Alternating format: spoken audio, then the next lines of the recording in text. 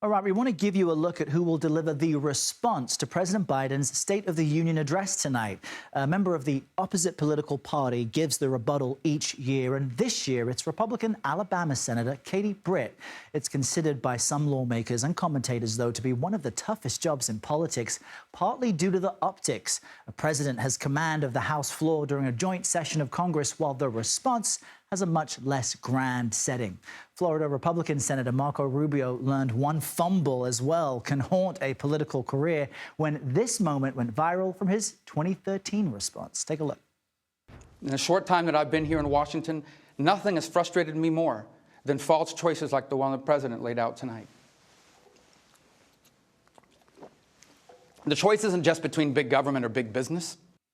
Yikes. Now, the response tradition began back in 1966, 5 days after President Lyndon Johnson's State of the Union. Broadcasters aired a rebuttal from Republican congressional leaders, Senator Everett Dirksen and then Congressman Gerald Ford. You see, a year earlier, Johnson had delivered the first televised State of the Union during primetime, and those 47 minutes generated significant attention and political pressure on Congress, which paved the way for Johnson's social welfare legislation.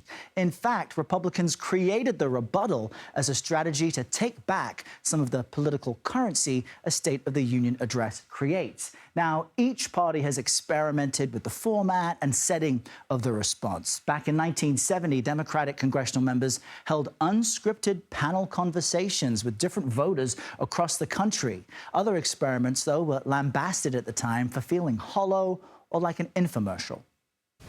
In such a brief program, I can list only a few, but they are remarkable representatives of a new Democratic Party that can be found in every state in our country. Governor Mario Cuomo of New York inherited a $1.8 billion deficit when he took office in 1983. I'm Steve Beshear. I was governor of Kentucky from 2007 to 2015. Now I'm a private citizen. But more recently, especially since 2006, a single person, usually a rising star for their political party, has spoken. The speech can help propel junior members of Congress or state politicians to national attention, as it did for Republican Congressman Paul Ryan. Look at this. These are not easy times, but America is an exceptional nation. In all the chapters of human history, there has never been anything quite like America. Just a few years after that, Ryan became Mitt Romney's pick for vice president and then Speaker of the House. Also, take a look at these characters. Then South Carolina Governor Nikki Haley, Governor Gretchen Whitmer, and Senator Tim Kaine also saw similar success.